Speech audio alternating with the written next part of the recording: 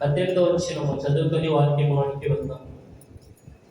మరియు నీవు పేతురు, ఈ బండ పైన నా సంఘమును కట్టుదును, పాతాళలోక ద్వారములు దాని ఎదుట నేరవని నేను నీతో చెప్పుచున్నాను. మరియు నువ్వు పేతురుతో దేవుడు చెప్తున్న మాట ఏంటి అంటే, పేతురు, నీ బండ పైన నా సంఘాన్ని కడతాను, పాతాళ లోకపు ద్వారములు నీ ఎదుట నిలవనేరవు.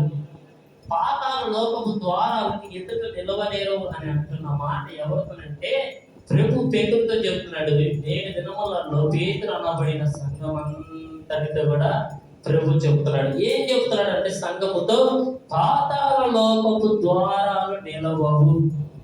పాతాళ లోకపు ద్వారాలు నిలవలేని అటువంటి కృప నీ దగ్గర ఉంటాయి. ఎందుకనంటే నీవు ఈ రాజ్యానికి సంబంధించిన వాడు కాదు, కానీ పాతాళ లోక రాజ్యానికి సంబంధించిన వాడు కాదు. కాబట్టి నీవు ఏ రాజ్యానికి సంబంధించిన వాడంటే పరలోక రాజ్య సంబంధివి గనక పాతాళ లోకపు ద్వారాలు నీ ఎదుట నిలవనేరవు. హల్లెలూయా. సంఘముతో చెప్తున్న మాట ఏమిటి అంటే, పాతాళ లోకపు ద్వారములు సంఘము ఎదుట నిలవవు. నేటి దినములలో సంఘము ఎదుట పాతాళ లోకపు ద్వారాలు నిలబడుతున్నాయి అని అంటే దానికి కారణం ఏమిటి అంటే, పాతాళ లోక సంబంధికమైన ఆచారాలు పద్ధతులు, భూ సంబంధమైన ఆచారాలు పద్ధతులు సంఘములో వేలుబడి చేస్తున్నాయి కనుక పాతాళ లోకపు ద్వారాలు నిలబడడానికి గల కారణం, పాతాళ యొక్క ద్వారాలు నిలబడడానికి కారణం ఆ ఆచారాలను బట్టి, దేవుని యొక్క రాజ్య సంబంధికులుగా మనం మారలేకపోవడం బట్టి ఏమవుతుందంటే పాతాళ లోకపు ద్వారాలు మన ఎదుట అట్లా నిలబడబోతున్నాయి. ఎన్ని సందర్భాలలో మనము వాటిని తొలగించాలని ఆశ కలిగినను, ఉపవాసం పెట్టి ప్రార్థన చేసినాను, దేవారాత్రంలో దాన్ని తొలగించమని ప్రభు ఎదుట పాదాలు ఎదుట ప్రార్థన చేసినప్పటికీ కూడా మనలో ఎక్కడో ఏదో ఒక లోపము లేదా పాతాళ లోక సంబంధికమైన అలవాటును బట్టి, ఆచారాన్ని బట్టి ఆ ద్వారాలు ఏమవుతున్నాయంటే నేటి దినములలో అనేకమైన వారిని ఏలుబడి చేస్తున్నాయి. అనేకమైన వారిపైన ఆ ద్వారాలు ఏమవుతున్నాయి అంటే వేలుబడి చేస్తున్నాయి. అయితే ప్రభు చెబుతున్న మాట ఏమిటి అని అంటే, పాతాళ లోకపు ద్వారాలని ఎదుట నిలవవు. ఇది పేతురుతో చెబుతున్న మాటే కాదు, కానీ నేటి దినమున సార్వత్రిక సంఘంగా ఉన్న మనందరితో ప్రభు చెబుతున్న మాట ఏమిటి అని అంటే, పాతాళ లోకపు ద్వారాలని ఎదుట నిలవలేవయ్యా. ఇక కింద ఇంకొక మాట అంటాడు,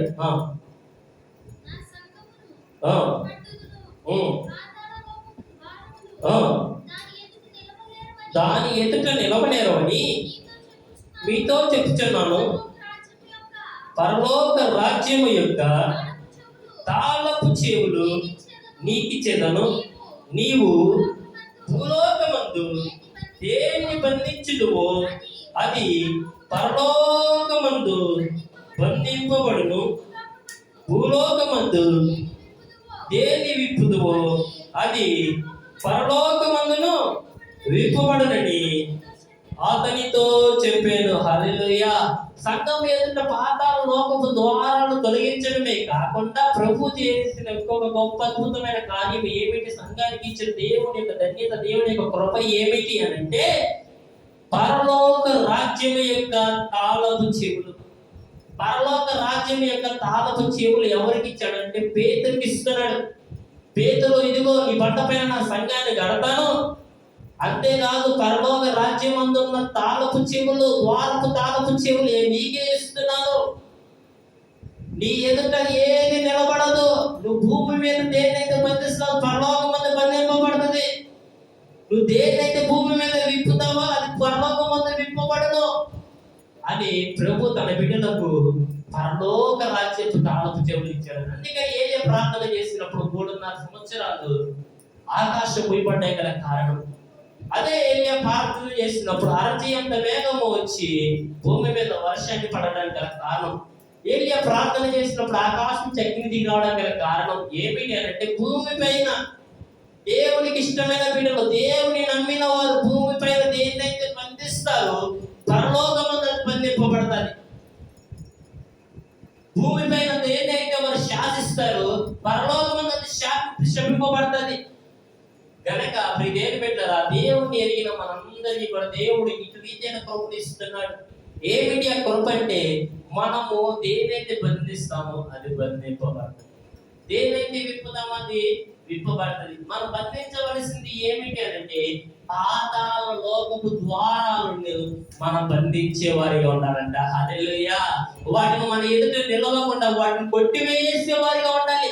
అయితే మనము బంధించేది ఏమై ఉండాలి అంటే, మన అపవాది సంబంధికమైన ఆచారాలను మనం బంధించాలి. ఆ అపవాది సంబంధికమైన ఈ భూ సంబంధికమైన ఆచారాలను పద్ధతులను మనము బంధించాలి.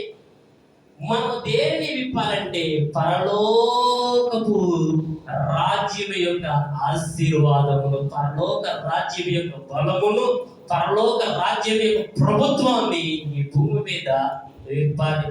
ప్రభుత్వము అని అనడగల కారణం ఏంటంటే, కొన్ని సంవత్సరముల క్రితము మన భారతదేశాన్ని బ్రిటిష్ గవర్నమెంట్ పరిపాలన చేసింది. బ్రిటిష్ దేశం వచ్చి మన భారతదేశంలో కొలువయ్యండి ఏలుబడి చేయలేదు, కానీ ఆ దేశంలో ఉన్న వ్యక్తులు, ఆ దేశం యొక్క అధికారము మన భారతదేశంలోకి వచ్చి మన భారతదేశాన్ని వేలింది. అంతేగా ఆ దేశం వచ్చి వేలలేదండి. అదే రీతిగా ప్రభువు తన రాజ్యము మన దగ్గరకు వచ్చిందని చెప్పాడు. ఇదిగో రాజ్యము సమీపించింది, పరలోక రాజ్యము సమీపించింది. అయితే ఇప్పుడు పరలోకం భూమి మీదకి వచ్చిందని అర్థం కాదు, కానీ ఆ పరలోకములో ఉన్న అధికారము దేవాది దేవుడు ఈ భూమి మీద ఉన్న సార్వత్రిక సంఘానికి ప్రభు అనుగ్రహించి ఉన్నాడు. హల్లెలూయా, హల్లెలూయా. ఆ సార్వత్రిక సంఘము ఏ అధికారం కలిగి ఉందంటే, ఏదో సాధారణమైన ఒక రోజు నుండి 2 రోజులు 2 రోజులు పోయే అధికారం కాదు, ఒక పూట నుండి ఇంకో పూటలో పోయే అధికారం కాదు, ఒక గంటలో ఉండి ఇంకో గంటలో పోయే అధికారం కాదు. ఏ అధికారాన్ని పొంది ఉందంటే, ఏ అధికారాన్ని కలిగి ఉందంటే, పరలోక రాజ్యం యొక్క అధికారాన్ని ఈ సార్వత్రిక సంఘము కలిగి ఉన్నది. ఈ సార్వత్రిక సంఘము పరలోక రాజ్యం యొక్క బలాన్ని కూడా కలిగి ఉన్నది. అందుకని అంటాడు పేతురుతో, నువ్వు దేనైతే బంధిస్తావో అది పరలోకం మందు బంధింపబడుతుంది.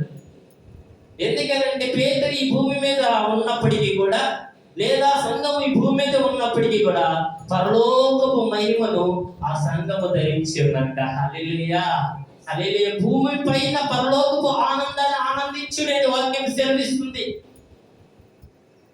మనం ఇప్పుడు ఏ ప్రభుత్వం కింద ఉన్నాము అని అంటే, ఈ భూమి మీద మనం ఉన్నప్పటికీ కూడా, మనం ఏ ప్రభుత్వం కింద ఉన్నట్లయితే, సంఘము ఏ ప్రభుత్వం కింద ఉంటుందంటే, పరలోక రాజ్యం యొక్క ప్రభుత్వము కింద ఉంటుంది. హల్లెలూయా, హల్లెలూయా, హల్లెలూయా, హల్లెలూయా. ప్రభుత్వం కింద ఉన్న వారికి ఏ మేలు కొద ఉండదు, ఏ ఆశీర్వాదం కొద ఉండదు. అట్ ది సేమ్ టైం ఈ లోకంలో నుంచి వారికి ఏ కలుగుతుందంటే, శ్రమ కలుగుతుంది, బాధ కలుగుతుంది, కష్టం వస్తుంది, సంతోషం వస్తుందని నేను చెప్పను. ఈ లోకంలో ఉన్నప్పుడు, ఈ భూమి మీద ఉన్నప్పుడు సంతోషం కలిగి అష్టైశ్వర్యాలు వచ్చేస్తాయి, వాళ్ళు మేలు పొందుకుంటే ఒక ఉన్నతమైన స్థితిలోకి వెళ్తారని నేను చెప్పలేనులే, కానీ దేవుడు ఆశీర్వాదం పొందిన వారు ఉన్నతంగా ఆశీర్వదింపబడతారు. కానీ ఈ భూమి పైన ఆ రాజ్యం కింద ఉన్న వారికి ఏమి కలుగుతుంది? శ్రమ కలుగుతుంది. ప్రభు చెప్తాడు, నా నిమిత్తమై మీకు ఈ భూమిపై ఏం కలుగుతుంది? శ్రమ కలుగుతుంది. అప్పుడు మీరెవరు? ధన్యులు అని అంటాడు. హల్లెలూయా. మిమ్మల్ని నిందించి అవమానించి హింసించినప్పుడు మీరు ధన్యులు. మీరు ఎవరు సంబంధికులు అంటే, నా సంబంధికులు. ఈ రాజ్య సంబంధికులు కాదు, కానీ పరలోక రాజ్య సంబంధికులు. గనక ఈ భూమి పైన మీకు ఏం కలుగుతుంది? శ్రమ. శ్రమ. ఈ శ్రమను బట్టి కానీ, ఈ కష్టమును బట్టి కానీ, ఈ నిందను బట్టి కానీ, అవమానాన్ని బట్టి కానీ, తృణీకరణను బట్టి కానీ నువ్వు భయపడనక్కర్లేదు. ఈ శ్రమ నిన్ను దేవునితో కూర్చుండబెడతాది. శ్రమ లేనిదే సింహాసనాన్ని కైవసం చేసుకోలేదు. ద సేమ్ టైం యేషేపుకు శ్రమ కలిగింది. మన అన్నల ద్వారా అన్నలు నీరు లేని బావిలో పడవేశారు, కొట్టారు, తిట్టారు, దూషించారు, దూరమాడారు, ఆ నీళ్ళు లేని బావిలో పడేశారు. మరలా వాళ్ళకి ఆలోచన కలిగింది, ఆ బావిలో ఉన్న యేషేపు పైకి లాగి ఐగుప్తు దేశానికి వెళ్ళే వర్తకులకి అమ్మి వేసినప్పుడు, ఆ ఐగుప్తు దేశంలో బానిస కింద వెళ్ళాడు. బానిస కింద వెళ్ళినప్పటికీ కూడా ఐగుప్తు దేశంలో ఆ పొద్దుపొర ఇంట్లో ఒక బానిస అయినప్పుడు కూడా నమ్మకంగా పని చేశాడు. నమ్మకంగా పని చేస్తున్న అతనికి శ్రమ కలిగిందండి. తన భార్య ద్వారా, పొద్దుపొర యొక్క భార్య ద్వారా యోసేపుకు శ్రమ కలిగింది. మరలా తీసుకెళ్లి శాస్త్రాల్లో వేశారు. ఏమోలే కొంచెం బాగా ఉంటున్నాలే, కొద్దిగా నాలుగేళ్ళకు లోనకి వెళ్తున్నాయి, శుభ్రంగా ఉంటున్నాం, ప్రశాంతంగా ఉంటున్నాను అంటున్నప్పటికీ మరలా యోసేపుకి ఏం కలిగిందంటే శ్రమ కలిగింది, కష్టం వచ్చింది. ఈ కష్టాన్ని బట్టి, ఈ శ్రమను బట్టి యోసేపు దేవుని విడిచి వెళ్ళిపోలేదు. దేవుడు నాకేం మేలు చేయలేదు, దేవుడు నన్ను చూస్తలేదు, దేవుడు నన్ను పట్టించుకోలేదు అని అనలేదు. ఆ శ్రమను బట్టి కానీ, ఆ కష్టాన్ని బట్టి కానీ దేవుణ్ణి ఉంచి కూడా దూషించలేదు. యోసేపు చేసిన పొరపాటు ఏమైనా ఉందా? యోసేపు చేసిన పాపం ఏమైనా ఉందంటే ఏ పాపము లేదు. యథార్థంగా తన పని ఏదో తను చేస్తున్నాడు, యథార్థంగా తన జీవితం ఏదో తను జీవిస్తున్నాడు, తన భక్తిని కొనసాగిస్తూ ఉన్నాడు.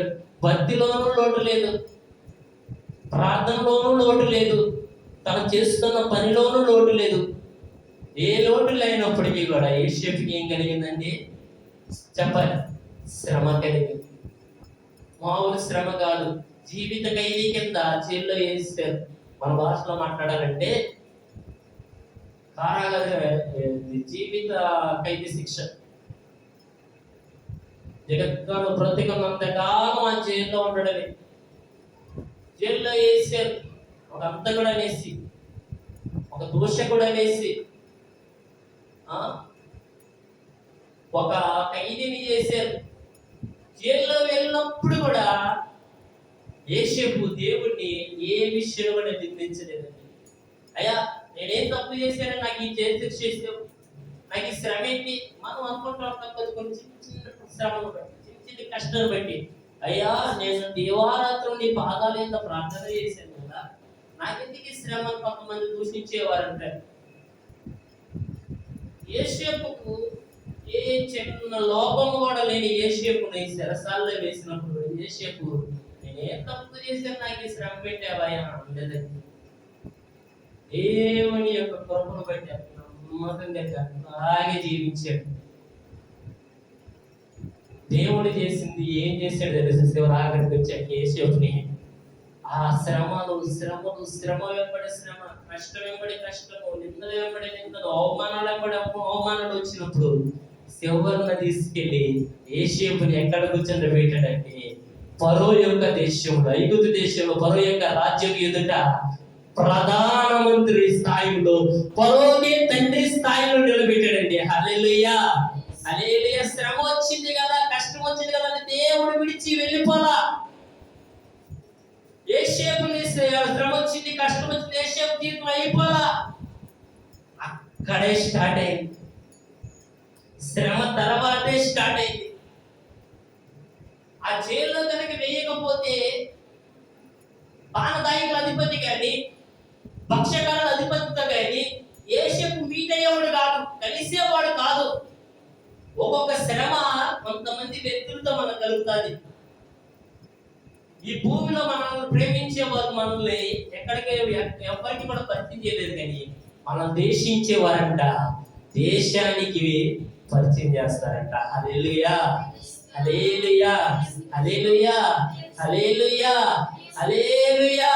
దేవాది దేవుని యొక్క కృపను బట్టి యోసేపు ఉన్నతమైన స్థాయిలో నిలబడినప్పుడు కూడా తనకు అధికారం ఉందని గర్వించిన దేవుని స్తుతిస్తూ ఆ రాజ్యాన్ని పరిపాలన చేశాడు. ఇక్కడ అదే చెబుతాడు, భూమి పైన మీరేట్లు బంధిస్తారు, అటు అధికారం ఉంది. కానీ ఒక సాధారణముగానే ఏలియా జీవించాడు. ఏలియా ఆకాశం దగ్గర దింపినవాడు, ఆకాశం నుంచి వర్షాన్ని కురవకుండా ఆపినవాడు. ఏలియా ప్రార్థన చేసినప్పుడు అద్భుతాలు జరిగింది. కానీ ఏలియా మాత్రం దేనిని చూసి కూడా అతిశయపడలేదు. భూమిపై ఉన్న మనము కూడా అంతే. దేవుని యొక్క పిల్లలము మనమేమో ఒట్టి వారము, ఎందుకు పనికిరాని వారము, మనలో ఏమీ లేని వారము, భేదవారము కాదు. మనకి దేవుడు ఏ ఓడమే కాదు, దేవుడిచ్చిన గొప్పదని నేను చెప్పనా, దేవుడు తన ఆత్మను మనకు తోడుగా ఉంచాడు. హల్లెలూయా. మనం ఎందుకు పనికిరాని వాళ్ళం కాదు. మనం ఎవరంటే బలమైన దేవుని యొక్క బిడ్డలము. హల్లెలూయా, హల్లెలూయా. మరో రెండో మాటగా ఇంకేం చెబుతున్నాడంటే అదే మత్తయి సువార్త 14వ అధ్యాయము 28వ వచనంలో చూద్దాం. ప్రభువా నీవే అయితే నీళ్ళ మీద నడిచి నీ యొద్దకు వచ్చినట్లు నాకు సెలవిమ్మని ఆయనతో అనేను. ఆయన రమ్మనగానే పేతురు దోణి దిగి యేసునొద్దకు వెళ్ళుటకు నేల మీద నడిచెను.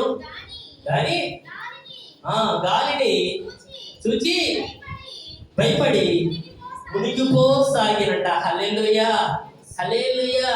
పేతురు నిన్నకి చెప్పిన పేతురు నీ పరలోక రాజ్యపు తాళము చేతులు ఇచ్చాను. దేనైతే బంధిస్తావో అది బంధింపబడును, ఏదైతే విప్పుతావో అది విప్పబడునని. అటువంటి అధికారము కలిగిన పేతురు ప్రభు నీళ్ళ మీద నడిచి వస్తుంటే ప్రభు వైపు తిరిగాయా, నువ్వు ఆ బోధకుడు కదా, నీవు నీటి మీద నడిచావంటే మేము కూడా నీటి మీద నడుస్తాం, నువ్వు మునిగిపోలేదుగా నేను కూడా మునిగిపోనయ్యా అనే విశ్వాసము. ఆ విశ్వాసము కలిగి మొట్టమొదటిగా పేతురు ఏం చేశాడంటే విశ్వాసంలో ఒక స్థిరత్వం కలిగి ఒక తీర్మానం చేసుకున్నాడు. ఏంట తీర్మానం అంటే, నీవు మునిగిపోలేదు కనుక నీతో కూడా నేను నడుస్తా, నీవు మునిగిపోలేదు కనుక నీ కాడికి నేను వస్తా అన్న ఒక మంచి గురి పెట్టుకున్నాడు, ఒక తీర్మానం చేసుకున్నాడు. కొన్ని అడుగులు వేసిన తర్వాత నీటి మీద, విచిత్రంగా కాకపోతే నీటి మీద మనిషి నడవగలదంటే నీటి మీద ఏ బరువైన వస్తువు కూడా తేలదు. నీటి మీద తేలేది ఏంటంటే బరువు లేని గాలితో నిండి ఉన్న వస్తువులు వరకే తేలుతాయి. అవునా? ఆఖరికి నన్ను ఇనుము మొక్కేసినాక నీటి మీద తేలదు. నేను పెట్టారా పేతురుని ఏమన్నాడు, పేతురు నువ్వు బండమన్నాడు. మరి అలాంటి పేతురు ఎలాగ నీటి మీద తేలాడు, నీటి మీద నడిచాడు అంటే దేవుడు సృష్టికర్త మాట సెలవుని గురించాడు. హల్లెలూయా, హల్లెలూయా. పేతురు నుంచి అంటాడు, పేతురు కూడా అంటాడు కదా, ప్రభువా నీవైతే నువ్వు నీటి మీద నడుస్తున్నావు కాబట్టి నేను నడుస్తాను నీతో పాటుగా. హల్లెలూయా. ప్రభువును చూస్తూ ప్రభువుతో పాటు అడిగి వేసేటప్పుడు ఏ శ్రమ కూడా మనల్ని ఇబ్బంది పెట్టలేదు. ఎప్పుడైతే ప్రభు వైపు మనం చూస్తుంటాం, ఏ శ్రమ, ఏ కష్టం, ఏ ఇబ్బంది మనల్ని ఇబ్బంది పెట్టదు. కానీ ప్రభు వైపు నుంచి మనుషుల వైపు కానీ, ప్రభు వైపు నుంచి పరిస్థితుల వైపు కానీ చూసినప్పుడు మునిగిపోసాగిపోతామంట. హల్లెలూయా. ఈ పేతురు కూడా దేవుని యొక్క వైపు చూసినంతసేపు మునిగిపోలా, నడుస్తూనే ఉన్నాడు, ఆ నీటి మీద నిలబడే ఉన్నాడు. మునిగిపోవాలి కూడా, దోణి మీద కాలు పెట్టినప్పుడు, దోణి మీద నుంచి నీటి మీద కాలు పెట్టినప్పుడు మునిగిపోవాలి కదా, మునిగిపోలా. ఎందుకని మునిగిపోలేదంటే యేసుక్రీస్తు ప్రభు వైపు ఆయన గురి పెట్టి ఉన్నాడు. ఆయన గురి ఏమైందంటే యేసుని చేరుకోవడమే ఆయన గురి, ఆయన లక్ష్యం. ఆ లక్ష్యంలోనికి చేరడానికి అడుగు వేశాడు. అది శ్రమ కలిగిన స్థలమే, అది కష్టం కలిగిన స్థలమే, అది నిందలు కలిగిన స్థలమే, అది అవమానం కలిగిన స్థలమే. కానీ మునిగిపో ప్రాణాంతకమైన స్థలం అది. నీటిలో మునిగిన వాడికి ఊపిరాడుతుందా? ఆడదు. ఏమైపోతాడు? ఊపిరాడక చనిపోతాడు. అది ప్రాణాంతకమైన స్థలమే. కానీ దేవుని వైపు చూసినంత చెప్పు, దేవుని వైపు తన కన్ను దృష్టించినంత చెప్పు కూడా పేతురు మునిగిపోలేదండి. ఎప్పుడైతే గాలి వైపు చూశాడో, గాలితో పాటు అలలు లేకడం చూశాడండి, వెంటనే మునిగిపోతాడంట. నేడు సార్వత్రిక సంఘం కూడా దేవుని వైపు చూడవలసిన సంఘం, దేవుని వైపు గురి పెట్టాల్సిన సంఘం. ఈ రోజుల్లో ఏమైందంటే క్రైస్తవ జీవితము వేరే వ్యర్థమైన వాటి వైపు లక్ష్యం వచ్చి, వేరే వ్యర్థమైన వాటి వైపు గురించి ఏమైపోతుందంటే సార్వత్రిక సంఘము మునిగిపోతుంది. దేవుని వైపు గురి లేదు.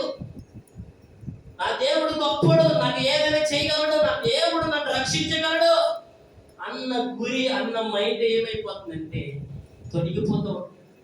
చాలా మంది బాప్తిస్మం తీసుకున్న కొత్తలో చాలా మంచి కసిగా ప్రార్థన చేస్తారు, కసిగా దేవుని స్తుతిస్తారు, కసిగా దేవుని కొరకు ఏదో ఒకటి చేయాలి, నేను రక్షింపబడినట్లు అనేకమైన వారు రక్షించాలి, అనేకమైన వారు స్వార్థ ప్రకటించాలి, కసిగా చేస్తారు.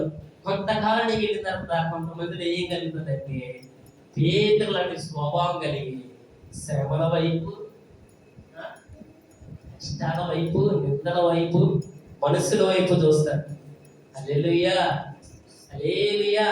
ఒక ఆయన ప్రార్థనకు వస్తూ తన బైబిల్ ఏం చేశాడు, తన పిల్లోడికి ఇచ్చి ముందు నడమన్నాడు. హల్లెలూయా.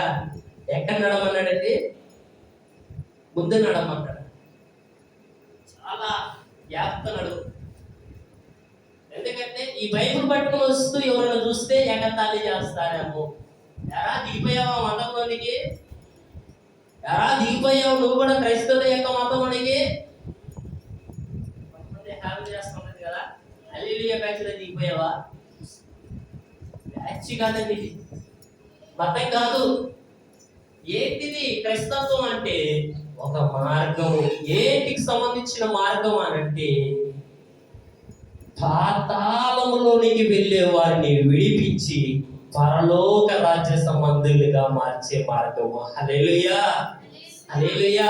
నరకములోనికి వెళ్ళే వారిని మోక్షంలోనికి తెచ్చే మార్గము క్రైస్తత్వం అంటే. ఏదో సాధారణమైన ఒక మతము లేంటి ఇంకొక జాతి కాదు. క్రైస్తవత్వం అంటే ఒక కులానికి సంబంధించిందో, ఒక వర్గానికి సంబంధించిందో, ఒక గ్రామానికి సంబంధించిందో, ఒక దేశానికి సంబంధించిందో కాదు.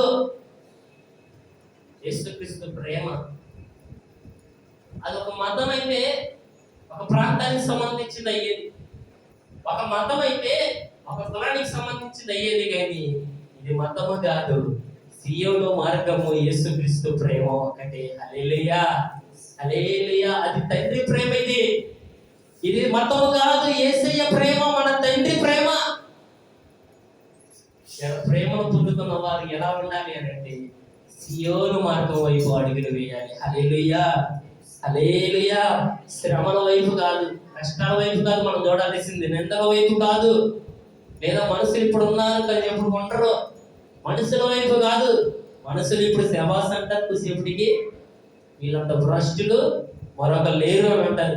మనుషుల వైపు కూడా కాదు, కానీ ఎవరి వైపు చూడాలి అంటే నజరేయుడైన యేసయ్య వైపు చూస్తే ఆయన ఏం చేస్తాడంటే మనం ప్రతి శ్రమ నుంచి కూడా, ప్రతి కష్టం నుంచి కూడా దేవుడు విడిపించే వ్యక్తిగా ఉంటాడంట. హల్లెలూయా, హల్లెలూయా.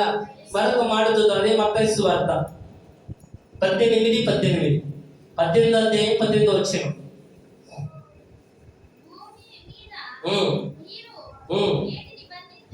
వేటిని బంధింతురు? భూమి మీద మీరు వేటిని విప్పుదురు? అవి పరలోకమందున విప్పబడును. మీతో నిశ్చయముగా చెబుతున్నాను. మరియు మీలో ఇద్దరు, ఎక్కువ అక్కర్లేదండి, చాలా ఒక్కసారి ఎక్కువ అక్కర్లే. ఎంతమంది అంట? మీలో ఇద్దరు. ఓ 100 మంది కాదు, 1000 సంఘం అక్కర్లా, కోట్ల సంఘం కాదు. ఎంతమంది ప్రార్థన అంట? ఎంతమంది? మీలో ఇద్దరు.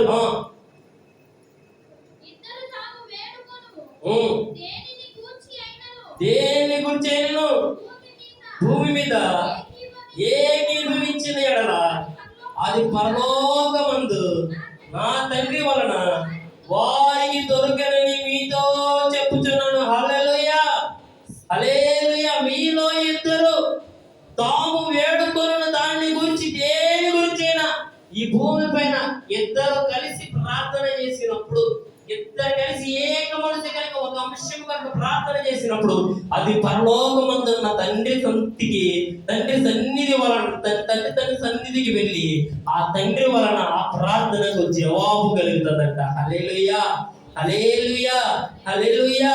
ఇక్కడ ఉంటది 19 చివరిలో ఉంటది, ఇద్దరి మీద ఏకీభవించిన ఎడల అది పరలోకమందున్న నా తండ్రి వలన వారికి దొరకనని మీతో చెప్తున్నాను.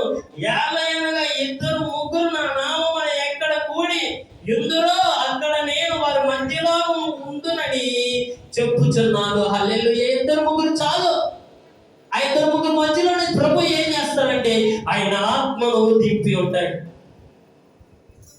షడ్రక్ మిషక్ అబేద్నెగోలు ముగ్గురే ఒక 30,000 మందిని ఏమి అగ్నిగుండం లేదా ప్రభు రక్షించడానికి రావడానికి ఎంతమంది వేశారండి? షడ్రక్ మిషక్ అబేద్నెగోలు ముగ్గురునే వేశారు. ముగ్గురు కోసం ప్రభు అవసరమా? కానీ ప్రభు ఆత్మ ముగ్గురు కలిసి ఎక్కడైతే ప్రార్థన చేస్తారు అక్కడ ప్రభు యొక్క ఆత్మ దిగి వస్తుంది. హల్లెలూయా, హల్లెలూయా, హల్లెలూయా. చాలా మందికి ఆశ్చర్యమైన విషయం ఏంటంటే ఈ షడ్రక్ మిషక్ అబేద్నెగోల్ని ఎందుకని కాలిపోలేదనండి అన్న ఆలోచన చాలా మంది హృదయాలలో ఉంటది. అందుకే నేను రక్షింపబడిన కొత్తలో ఈ వాక్యం గురించి చెప్పినప్పుడు నేను చాలా సార్లు ప్రశ్నిస్తున్నాను. 2-3 సార్లు అయితే ఎక్కువ మంది తీసుకుని కలుసుకున్నప్పుడు చూశాను.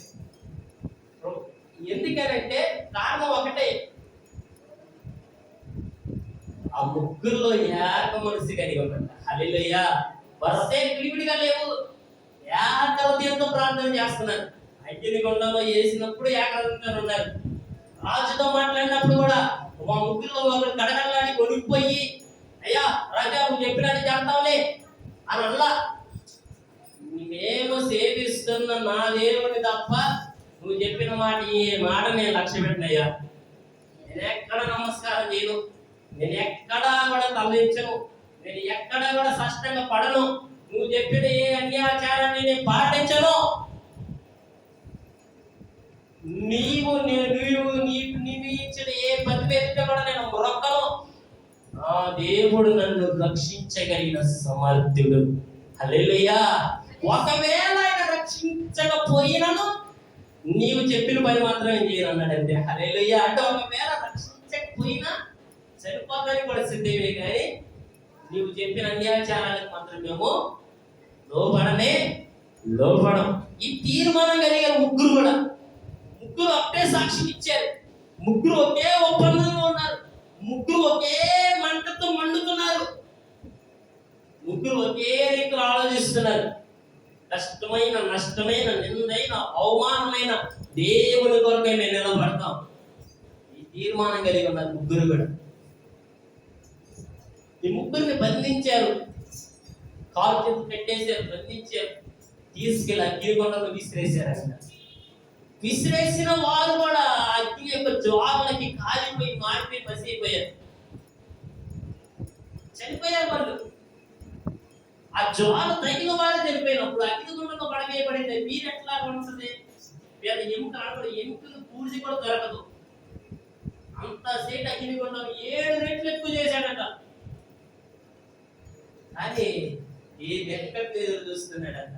అక్కడ పేరు చూస్తుంటే బంధింపబడిన ముగ్గురు బంధకాలు లేకుండా అగ్నిగుండం చుట్టూ తిరుగుతూ ప్రార్థన చేస్తున్నారంట. హల్లెలూయా. ఈ ముగ్గురితో పాటు మధ్యలో ఒక వ్యక్తి ఉన్నాడంట. ఆ వ్యక్తి రూపం ఎలా ఉందండి? దేవతల రూపమును పోలి ఉన్న రూపం వలె ఉందంట. హల్లెలూయా. సాక్షాత్తు పరిశుద్ధాత్మ వాళ్ళ మధ్యలో దిగి వచ్చాడు. అది ఏ అపాయం కలగకుండా. ఇందులో ఒక చిన్న ఉదాహరణ చెప్తాను వినండి. షడ్రక్ మిషక్ని అగ్నిగుండంలో పడకుండా దేవుడు ఆపడమా? పడకుండా ఆపలా. దేవుడు గొప్పడే కదా, గొప్ప కార్యం చేయొచ్చుగా అని అనుకుంటారు. అలా అగ్ని కాలకుండా ఉంటుంది కదా, అగ్నిగుండంలో పడేయకుండా రాజుతో మాట్లాడొచ్చుగా, ఆ శ్రమ ఏమైనా పోతే అని చాలా మంది తోడు వస్తుంది కదా. కానీ రాజుతో మాట్లాడి ఆపితే ఈ రోజున షడ్రక్ మిషక్ అబేద్నెగోలు అనే వాళ్ళ పేర్లు ఈ పరిశుద్ధ గ్రంథంలో లెక్కింపబడే కదా. వాళ్ళ గురించి మనం మాట్లాడవాలంటే హల్లెలూయా. అలా మాట్లాడే ఆపితే దేవుడి యొక్క గొప్పే ఉందండి. రాజుతో మాట్లాడాలా, అవి ఎప్పుడు మాట్లాడాలో అప్పుడే మాట్లాడతాడు, ఎప్పుడు కార్యం జరిగించాలో అప్పుడే కార్యం జరిగిస్తాడు. హల్లెలూయా. దేవుడు చేసే ప్రతి దానికి ఒక సమయం నియమిస్తాడు.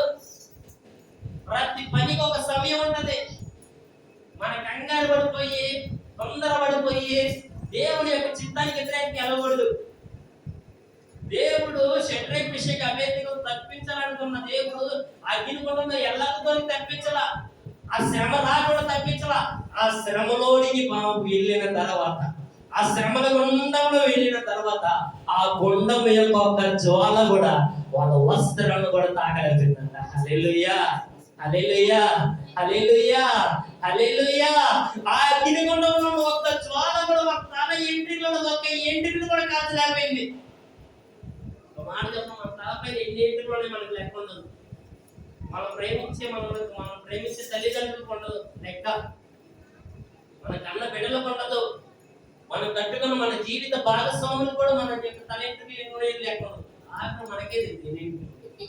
కానీ ప్రభు కంట మన తలపైన ఉన్న ప్రతి ఎంట్రీని కూడా లెక్కేసి ఇచ్చాడట. హల్లెలూయా, హల్లెలూయా. ఆయన ఆజ్ఞ లేని వాళ్ళకి ఎంట్రీ కూడా ఉండదండి. ఏమి జరిగినా ప్రభు చిత్తానుసారంగా జరుగుతుందని సంఘము ఎరిగితే ఎరిగిన ఆ సంఘము ఎలా ఉంటదంటే ఒక అగ్ని జ్వాల వలె ఉంటదంట. హల్లెలూయా. ఇక సంఘంలో ఇక అవిశ్వాసం అపనమ్మకం ఉండదు. పేతురు పరిష్కారంగా ఉన్నాడు, నేను మునిగిపోనని. ఎప్పుడైతే అలను చూశాడు, అలను తోడకి ఏమైపోయింది, అమ్మో అలను వచ్చేస్తున్నాయి అనుకున్నాడు. మునిగిపోతాడు. వెంటనే యేసయ్య చీపట్టు లేపాడు. దేని పెట్టాలి, సంఘంలో కూడా అదే జరుగుతుంది. మన యొక్క కుటుంబాల్లో కూడా అయ్యే జరిగేది. శ్రమను చూసి, కష్టాన్ని చూసి, బాధను చూసి, నిందను చూసి మునిగిపోయి డ్రాప్ అయిపోతున్నాం కనుక మునిగిపోయే పరిస్థితుల్లోకి వెళ్తాం. అవిశ్వాసం వస్తుంది కనుక మునిగిపోయే పరిస్థితుల్లోకి వెళ్తాం. అది అవిశ్వాసం రానంత వరకు పేతురు ఎలా నడిచాడంటే ఈవిగా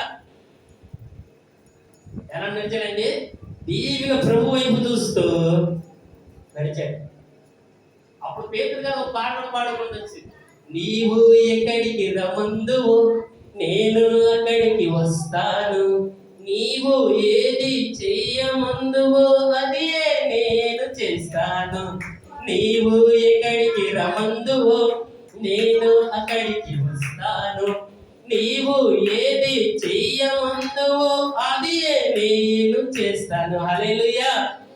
అక్కడ పాట పాడితే వెళ్తున్న పేతురికి ఏమైంది, అలలు చూశాడంతే.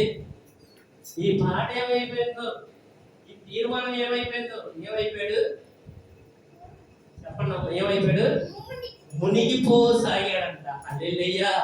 యేసయ్య ప్రేమ వెళ్ళి పేతురు లేపింది. క్రైస్తవత్వం అంటే మతం కాదు, ఏంటిది, మునిగిపోతున్న వారిని లేపే యేసయ్య ప్రేమ. హల్లెలూయా, హల్లెలూయా. మునిగిపోతున్న పరిస్థితులలో మునిగిపోతూ, శ్రమలలో మునిగిపోతూ, కష్టాలలో మునిగిపోతూ, ఇక బ్రతకడం వ్యర్థం, చావే శరణం అందుకున్న వారిని లేపేది యేసయ్య ప్రేమ. క్రైస్తత్వం ఒక మతం కాదు, ఒక మార్గం. ప్రియమైన బిడ్డలారా, అటు రీతిగా పేతురు లేపింది. మనల్ని కూడా మునిగిపోతున్న పరిస్థితులలో ఉన్న మనల్ని కూడా లేపాలనుకుంటుంది. మనం ఒక అధికారాన్ని ఇచ్చింది దేవుని యొక్క ప్రేమ, యేసయ్య ప్రేమ. పాత నిబంధన భక్తులకి కూడా లేని అధికారాన్ని నూతన నిబంధనలో మనకిచ్చింది. ఏంటో తెలుసా, మనము ఇద్దరము కానీ ముగ్గురము కానీ కలిసి ప్రార్థన చేసి ఏక మనసుతో దేనైతే బంధిస్తామో అది బంధింపబడాలి. హల్లెలూయా, హల్లెలూయా.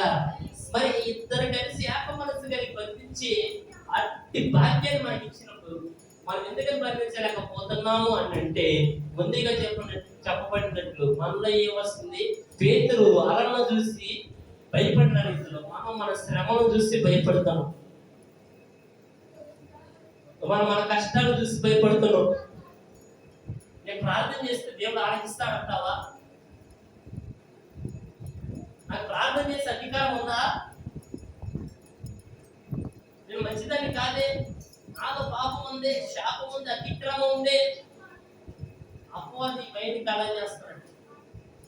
ప్రభు అంటున్నాడు, నువ్వు ఎప్పుడైతే నా పాదాల యొద్దకు వచ్చింటావో ప్రయాసపడి భారం మోస్తున్న సమస్త జనులారా నా యొద్దకు రండి, నేను మీకు విశ్రాంతిని ఇస్తాను. ఏ ప్రయాస, ఏ భారము, పాపం అనే భారం నీ పైన ఉంది, అతిక్రమం అనే ప్రయాస పడుతున్నావు. మనిషిని ప్రయాస కలగజేసేది, వేదన కలగజేసేది, దుఃఖం కలగజేసేది ఏంటంటే శ్రమ, పాపం వల్ల కలిగేది. దావీదు భక్తుడు ఎన్ని శ్రమలు వచ్చినా కానీ ప్రాణం పోయినంత ఇదిగా ఎప్పుడు బాధపడడు. ఎప్పుడే పెస్తవల పాపం చేశాడు, పాపం చేసినప్పుడు కృపా కృపా అని నేల మీద పడిపోయి, అయ్యా పాపి నన్ను క్షమించయ్యా, శుద్ధారదేని కలగచేయ్యా. మనిషిని బాధ పెట్టే శ్రమ ఇదే. ప్రభు ఆ దినములలో వారిని పరిశుద్ధపరచడానికి యేసుక్రీస్తు ప్రభు వారి రక్తం వారి కొరకు అప్పుడు చిందింపబడలేదు, కానీ నేటి దినములలో మన కొరకు యేసయ్య రక్తం చిందింపబడింది. హల్లెలూయా, హల్లెలూయా. మనం ఎవరము? పాపులం కాదు. ఏ రాజ్య సంబంధికులం అంటే పరలోక రాజ్య సంబంధికులము. హల్లెలూయా, హల్లెలూయా. మనలో పాపముగా ఉంది, ఏముంది? యేసయ్య రక్తం ఉంది. ఏముందండి? యేసయ్య రక్తం ఉంది. ఇద్దరు ముగ్గురు కలిసి ప్రార్థన చేస్తే బంధించగలిగిన అభిషేకాన్ని దేవుడు ఇచ్చాడు, అటు అధికారాన్ని ఇచ్చాడు. దీన్ని గుర్తెరగక మన కుటుంబంలో శ్రమ, దీన్ని గుర్తెరగలేకపోవడం వలనే మన భర్తలకు మారు మనసుట్ల, భార్యలకు మారు మనసుట్ల, పిల్లలకు మారు మనసుట్ల. ఒకళ్ళు కరెక్ట్గా దేవుడి సన్నిధిలో ఉంటే ఇంకొకరు ఉండరు. పిల్లలు దేవుడి సన్నిధికి వస్తే తల్లిదండ్రులు ఉండరు. భార్య దేవుడి సన్నిధికి వస్తే భర్త ఉండడు. భర్త సన్నిధికి వస్తే భార్య ఉండదు. ఎందుకంటే దీన్ని గుర్తెరగలేక. ఏమి గుర్తెరగలేకంటే ఇద్దరు ముగ్గురు కలిసి ప్రార్థన చేస్తే ఆ శ్రమ ఏదైనా కూడా బంధింపబడదని గుర్తెరగలేక. హల్లెలూయా. నువ్వు గుర్తెరిగిన బిడ్డవని ఎలాగా ఉండాలంటే నీ ప్రార్థన ఏక మనసు కలిగి ప్రార్థన చేయాలి. అపొస్తలుల కార్యము 2వ అధ్యాయము 1వ వచనంలో వారు ఏక మనసు కలిగి ప్రార్థన చేశారు, ఎడతెగక. అప్పటికప్పుడే ప్రార్థన చేసుకుంటే పరిశుద్ధాత్మ రాలా. అర్థమవుతుందా అన్నమాట? వాళ్ళు అప్పటికప్పుడే ఉపవాసాన్ని నియమం చేసుకుని అప్పటికప్పుడే ప్రార్థన చేసుకోవాలా. వాళ్ళు కొన్ని దినముల నుంచి ప్రార్థన చేస్తున్నారు, ఎడతెగగా ప్రార్థన చేస్తున్నారు, ఏక మనసు కలిగి ప్రార్థన చేస్తున్నారంట. హల్లెలూయా, హల్లెలూయా, హల్లెలూయా, హల్లెలూయా, హల్లెలూయా. వచ్చారు ఒకసారి చూద్దాం. అపొస్తలుల కార్యములు 1వ అధ్యాయము 26వ వచనం.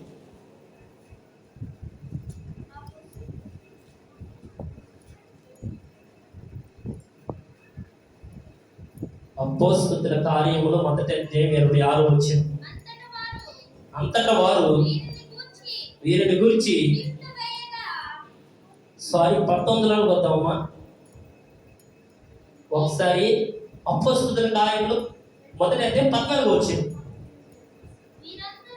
వీరందరూ వీరితో కూడా కొందరు స్త్రీలను యేసు తల్లి అయిన మరియు ఆయన సహోదరులను ఏక మనసుతో ఎడతెగక ప్రార్థన చేసిరి. హల్లెలూయా, హల్లెలూయా, హల్లెలూయా. ఎడతెగక ప్రార్థన చేశారు.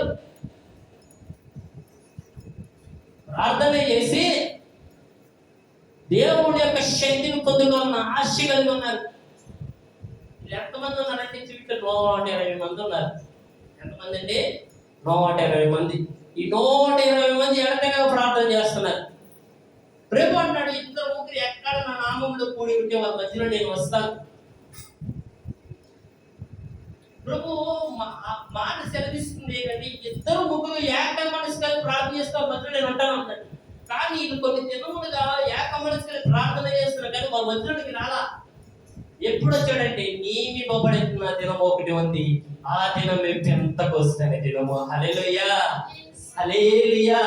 ఆ నియమింపబడిన దినమున బలముగా వీచి గాలి వలె ప్రభు పరిశుద్ధాత్ముడు ఎక్కడికి వచ్చాడంటే ఆ ప్రభు యొక్క నామమును స్తుతిస్తున్న మేడ ఎదురుడికి వచ్చాడండి. హల్లెలూయా, హల్లెలూయా. పరిశుద్ధాత్ముడు రావడానికి ఒక నియమం ఉంది. ఆ నియమింపబడిన దినము నాడు వచ్చిన పరిశుద్ధాత్ముడు మరలా వెళ్ళిపోలేదు, కానీ ఎక్కడ ఉండిపోయాడంటే సార్వత్రిక సంఘానికి అంటుగట్టుకుని ఉన్నాడండి. హల్లెలూయా. ఆత్మగైన సంఘానికి అంటుగట్టుకుని ఉన్నాడు పరిశుద్ధాత్ముడు. పరిశుద్ధాత్ముడు వచ్చి తాగి వెళ్ళిపోవడం కాదు. పరిశుద్ధాత్ముడు ఎక్కడ ఉన్నాడంటే మనలోనే ఉన్నాడు. పరిశుద్ధాత్ముడు ఎక్కడ ఉంటాడండి? మనతో ఉంటాడు. ఆయన మనం నడిపిస్తూ ఉంటాడు. ఆయన మనం నడిపిస్తూ ఉంటాడు. ఆయన మనకు ఆలోచన చెబుతూ ఉంటాడు. ఆయన మనకు మార్గమును చూపిస్తూ ఉంటాడు. పరిశుద్ధాత్ముడు మన విడిచి ఎప్పుడు కూడా పక్కకి వెళ్ళిపోడు, వెంపసి వెళ్ళిపోడు. మనకు త్రోవను చూపిస్తూ నా కుమారుడా ఇట్లా కాదు అటు వెళ్ళాలి. అందుకే ఒక భక్తుడు మంచి పాట రాశాడు. నా నావికుడవు, నా నాయకుడవు, నా బోధకుడవు, నా స్నేహితుడవు, నా నావికుడవు, నా నాయకుడవు, నా బోధకుడవు, నా స్నేహితుడవు. రండి రండి రండి రండి పరిశుద్ధాత్ముడా, రండి రండి రండి రండి పరిశుద్ధాత్ముడా, రండి రండి రండి రండి పరిశుద్ధాత్ముడా, రండి రండి రండి రండి పరిశుద్ధాత్ముడా. పరిశుద్ధాత్ముడా స్వాగతం భయ్యా, పరిశుద్ధాత్ముడా స్వాగతం భయ్యా. నా నావికుడవు, నా నాయకుడవు, నా బోధకుడవు, నా స్నేహితుడవు, నా నావికుడవు, నా నావికుడవు, నా బోధకుడవు, నా స్నేహితుడవు. హల్లెలూయా. పేతురు నీ బండ పైన నా సంఘాన్ని కడతాడు. సంఘానికి దేవుడు ఇస్తున్న ప్రాముఖ్యత, సంఘానికి దేవుడు ఇస్తున్న ప్రాముఖ్యత మొట్టమొదటిగా మీకు చెప్పి ఉన్నాను. ఏంటిది? సంఘము బండ మీద కట్టబడింది. సంఘము యొక్క సంఘము బండ మీద కట్టబడింది. సంఘం యొక్క పునాది ఎక్కడ ఉందంటే బండ పైన ఉంది. ఇసుక మీద వేయబడిన పునాది కాదు. ఇసుక మీద పునాది వేస్తే గాలివాన వచ్చినప్పుడు ఏమైపోద్ది? ఇసుకంతా ఏమైపోతుంది అండి? నీటికి ఆ గాలికి మన వంట కొంచెం కలిదా, కొంచెము కూడా కదలదు. పేతురు నీ బండ పైన సంఘాన్ని కడతానన్నాడు. సంఘం ఎక్కడ కట్టబడిందంటే బండ పైన. ప్రభు యొక్క ప్రేరణ బట్టి మేము చెప్తున్న మాట ఏంటంటే, నీవు బండ పైన కట్టబడిన సంఘములో ఉన్నావా? నువ్వు ఉన్న సంఘం బండ పైన కట్టబడింది. అయితే ఆ సంఘంలో స్థిరముగా ఉంటేనే నువ్వు బండ మీద ఉండగలవు. స్థిరము లేని వాళ్ళు ఎట్లా ఉంటారంటే బండ మీద ఉంటుంది ఒక ప్రయాణం. ఒక పునాది ఎక్కడ ఉంటుందంటే ఈ సంఘము బండ మీద కట్టబడిన ఆ సంఘములు స్థిరంగా లేని వారు ఎట్లా ఉంటారండి? ఇసుక మీద కట్టబడిన వాళ్ళలాగా ఉంటారు. హల్లెలూయా, హల్లెలూయా, హల్లెలూయా. మీకు అర్థమైతే ఒక మాట చెప్తాను. ఇది ఒక చెట్టు అనుకుందాం. ఈ చెట్టుని ఇక్కడ నాటారు, మొక్క మొలిసింది, చక్కగా ఏర్లు గుంజుకుంది. అర్థమవుతుందా మన మాట? ఇదేంటిది? చెట్టు ఏర్లు గుంజుకుంది. ఏర్లు గుంజుకొని చక్కగా ఏమొస్తుంది? దానికి ఫలాలు ఇవ్వడానికి సిద్ధపడుతుంది. ఫలం గుంజుకొని ఈ చెట్టు అనుకుంది ఇన్ని రోజులు ఏడున్నా కానీ ఫలాలు నాలుగు రాలేదు కనుక ఈ ఫలాలు వచ్చే ముందు ఏమైపోతుందంటే ఈ ఏడున్న ఈ చెట్టుని పీకి ఇంకో చాట నాటుతాం. అట్లాగే ఏడు నాటిన తర్వాత ఏడు ఎట్లా కట్టమని కొన్ని జనాలకు కొన్ని సంవత్సరాలకి మరలా అది బలము పొందుకొని మరలా అది చావుని తప్పించుకుని ప్రతికి బలము పొందుకొని తోత వచ్చే టయానికి ఆ బలం వచ్చే టయానికి మరలా ఎడదీసి ఇంకో చాట నాటుతాం. ఇలాగ ఈ చెట్టు ఏమైపోయింది? ఈ చెట్టు ఏమైపోయింది? కదా చెట్టు ఏమైపోయింది? చచ్చిపోయింది. ఇప్పుడు ఈ చెట్టు నుంచి ఒక ఫలం వచ్చిందా? నాటబడిన చెట్టు ఇది.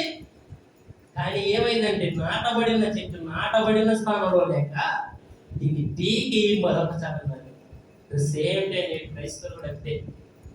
ఈ సంఘంలో వస్తారు, ఏమైనా జరగలేదు అంటారు, పోతారు. పోవడం వల్ల సంఘానికి వచ్చే నష్టమే ఉండదు. పోయిన వాడి బలాన్ని పుంజుకున్న వాడు ఏమైపోతాడంటే ఈ చెట్టు పీకినప్పుడు ఏరులో ఉన్న బలం అంతా కొత్త పూలో నాటిపోయిన బలం ఉందా పోతుంది. మరలా ఈడకి వచ్చి ఈడ బలం పొందుకోవాలంటే దానికి అంత శ్రమ, అవునా? ఎంతో ప్రయాసపడాలి. ఇలాగే ఈ చెట్టు ఆడ బలం కూడా పొందుకోదు. ఎందుకంటే ఇది నిలకడలేని చెట్టు, ఇది నిలకడలేని ఆత్మీయ జీవితం, నిలకడలేని ప్రార్థన జీవితం. ఎట్లాంటి వారు కూడి ఏక మనసు కలిగి ప్రార్థన చేస్తే ఏ కార్యం కూడా జరగదు.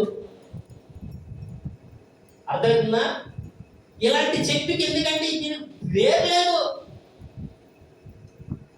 వేరు పుంజుకునేటప్పటికి ఈ ప్లేస్ నుంచి ఇంకో ప్లేస్ లోకి, ఈ ప్లేస్ నుంచి ఇంకో ప్లేస్ లోకి అట్లా మారుతుంది కనుక దాని ఏమైపోతుందంటే స్వల్పమైపోయి ఏమైపోతుందంటే చనిపోతుంది. హల్లెలూయా, హల్లెలూయా. నేడు క్రైస్తవులు కూడా అంతే.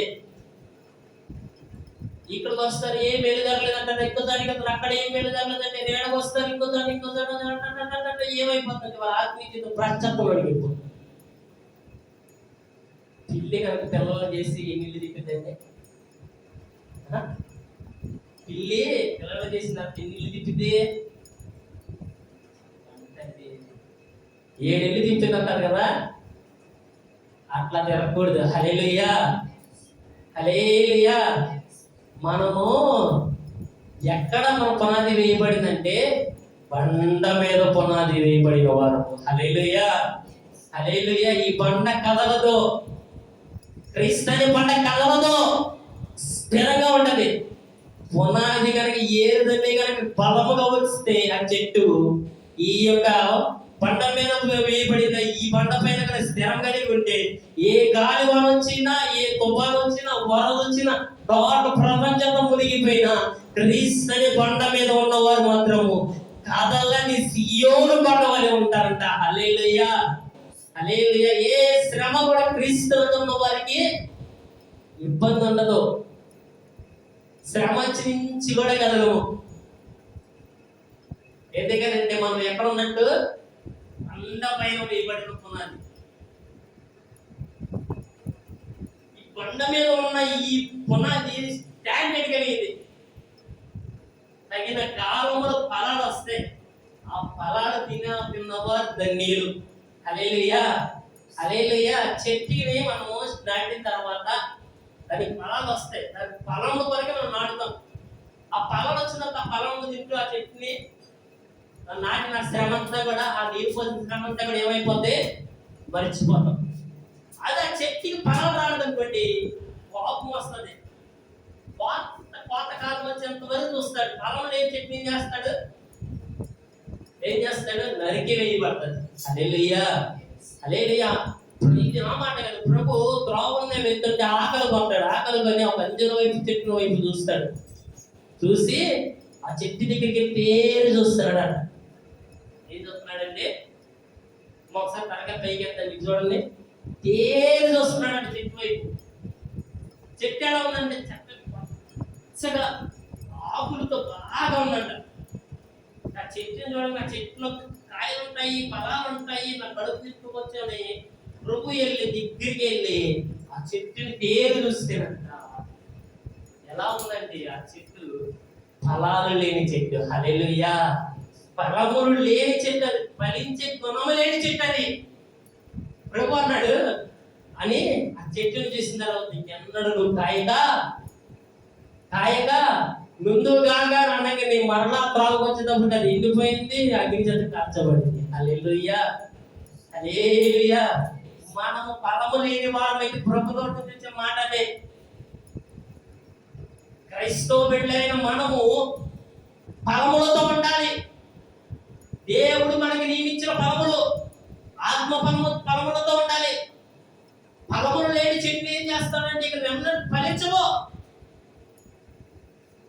నీకు నీరు తగ్గిందా? మేకేమో తగ్గిందా? నీ భూమి మంచిది కదా, నీకు అన్ని అనుకూలంగా ఉన్నప్పుడు నువ్వు ఎందుకంటే ఫలించట్లా అని యజమానుడు ఏం చేస్తున్నాడంటే ఫలములు లేని చెట్టుని పక్కకు త్రోసి వేస్తాడు. ఆ చెట్టు ఎండిపోతుంది. బండ మీద ఉన్న మనము ఎలా ఉండాలంటే ఫలములు కలిగిన చెట్టు మీద ఉండాలి. క్రీస్తు అనే బండ మీద స్టాండ్ అయి ఉండాలి.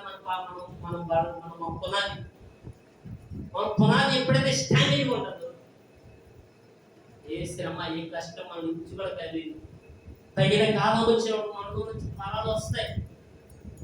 దేవుని బిడ్డలారా, అదే అపోస్తలుల కార్యములో 2:4 వచనం చదువుకుని ముగించుకున్నాం. అందరూ ఎవరంటే వీళ్ళందరూ కూడా బండ మీద కట్టబడిన వాళ్ళు. పేతురుని బండ పైన కడతానన్నాడు. బండ పైన కట్టబడిన వారు, ఆత్మఫలములతో ఉన్నవారు, వీరందరూ ఒకసారి కూడి ఉన్నారు. అక్కడ ఏం జరిగిందంటే వీరందరూ ఆ ఆత్మ వారికి వాక్శక్తిని అనుగ్రహించిన కొలది అన్య భాషలతో మాట్లాడిరి. హల్లెలూయా, హల్లెలూయా. ఆ ఆత్మ వాక్శక్తిని అనుగ్రహించిన కొలది అన్య భాషలు. ఈ అపోస్తలుల కార్యము 2:3 ఉన్న మాట, ఆత్మ ఫలాలు అన్ని భాషలు, ఆత్మ ఫలాలు ఉన్న వారికి భాషలు మాట్లాడే, దేవదూతల భాషలు, దేవదూతలు మాట్లాడినట్లు. దేవుణ్ణి ఎలాగ స్తుతించాలో మనకు తెలియదు కనుక ఆత్మ వచ్చినప్పుడు ఏం చేస్తుందంటే, మనలో ఆ ఆత్మ స్వరూపుడైన దేవాది దేవుడు ఏం చేస్తాడంటే అన్య భాషలతో దేవుణ్ణి స్తుతిస్తాడు. హల్లెలూయా, హల్లెలూయా, హల్లెలూయా, హల్లెలూయా. పరిశుద్ధాత్మ అన్య భాషలలో అదొక ఆత్మ బలమే, అదొక ఆత్మ వరాలే. పరిశుద్ధాత్ముడు మనలో ఉన్నప్పుడు భాషల వరాన్ని ఇస్తాడు. దాన్ని బట్టి మనం అతిశయక్తి కూడా. హల్లెలూయా, హల్లెలూయా, హల్లెలూయా.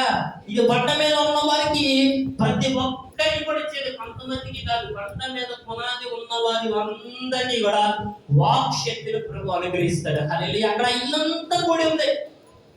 అక్కడ ఉన్న వారందరికీ వాక్ శక్తిని అనుగ్రహించాడు. ఒకరికి ఇద్దరికి ఇచ్చి విడిచిపెట్టాల. క్రీస్తుని బండ మీద మనం ఉన్నాం, మన సంఘం ఉంది, మనం ఉన్నాం. బండ మీద ఉన్న మనకు వాక్ శక్తి ఒకరికో ఇద్దరికో ముగ్గురికో నలుగురికో 10 మందికి 20 మందికి కాదు, ఉన్నందరికీ కూడా ప్రభు యొక్క వాక్ శక్తి అనుగ్రహించాలని ప్రభు ఆశపడుతున్నాడు. హల్లెలూయా, హల్లెలూయా, హల్లెలూయా, హల్లెలూయా. అదే అపోస్తలుల కార్యములు 2:40 వచనం. ఇంకాను అనేక విధములైన మాటలతో సాక్ష్యం ఇచ్చి, మీరు మూర్ఖులకు ఈ తరము వారికి వేరై రక్షణ పొందుడని వారికి హెచ్చరించెను. కాబట్టి అతని వాక్యము అంగీకరించిన వారు బాప్తిస్మము పొందిరి. ఆ దినమందు ఇంచుమించు 3,000 మంది చేర్చబడిరి. హల్లెలూయా, హల్లెలూయా, హల్లెలూయా. ఎక్కడికి చేర్చబడ్డారంటే క్రీస్తు యొక్క ఒడిలోనికి చేర్చబడ్డారు. ఎంతమంది అంటే పేతురు అక్కడ నిలబడి మాట్లాడినప్పుడు ఆ మాటను నమ్మి ఇంచుమించు 3,000 మంది, 3,000 మంది దేవుడు సొంత రక్షకుడని అంగీకరించి చేర్చబడ్డారని ఉంది. కానీ దిగిపోయారు మతంలోనికి, మారిపోయారు మతంలోనికి అలా. బండ మీద ఉన్న సంఘము ఎలా ఉండాలంటే చేర్చాలి. ఎక్కడికి చేర్చాలి?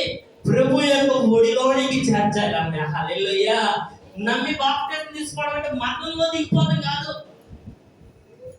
బాప్టిజం అంటే ఆ క్రైస్తవంలో దిగిపోవడం కాదు, మతం కాదు. క్రీస్తు ప్రేమ అనే ఒడి. హల్లెలూయా. ఒక మాట చెప్పనా, ఈ లోకంలో మన కొరకు ఎవరైనా ప్రాణం పెడతారంటే, మనకన్నా తల్లి మన పాపముల కొరకు, మన శాపాల కొరకు ప్రాణం పెట్టిందా? మనం కట్టుకున్న వాళ్ళు మన కొరకు ప్రాణం పెడతారా? మనల్ని కన్న వాళ్ళు పెడతారా? చెప్పండి అమ్మా. వెంటనే పెట్టాం. కానీ క్రీస్తు ప్రేమ మన కొరకు ఆఖరి రక్తపు బొట్టులు కూడా దాల్చి ఆయన మూల్యమైన ప్రధానాన్ని మన కొరకు పెట్టింది. హల్లెలూయా. బాప్టిజం అంటే మతంలో మారిపోవడం కాదు, రక్షణ తీసుకోవడం అంటే మతంలో మారిపోవడం కాదు, మతంలో దిగిపోవడం కాదు. ఏమిటి అంటే క్రీస్తు అనే బండ పైన ఉన్న సంఘములో సభ్యుడిగా, సంఘములో స్థిరమైన పునాదిగా, దేవుని యొక్క ప్రేమ కలిగిన ఒడిలో పసిబిడ్డగా దేవుడి యొక్క సన్నిధిలో ఉండడమే. హల్లెలూయా, హల్లెలూయా, హల్లెలూయా. ఇప్పుడు మనము ఎక్కడ కట్టబడిన వారం అనంటే క్రీస్తు అనే బండ పైన కట్టబడిన మనము ఎన్నడూ కూడా కదల్చబడక స్థిరమైన పునాది వలె ఉందుము గాక. ఆమేన్. అటు రీతిగా మనమును అనేకమైన వారు కూడా ఈ బండ పైన వారి యొక్క ఆత్మీయ జీవితాలు కట్టబడును గాక. ఆమేన్. అందరి తలలో వచ్చినట్లయితే ప్రార్థన చేస్తున్నాం. ప్రభువా పరిశుద్ధ ఆత్మదేవా, క్రీస్తు అనే బండ పైన నా తండ్రి, క్రీస్తు అనే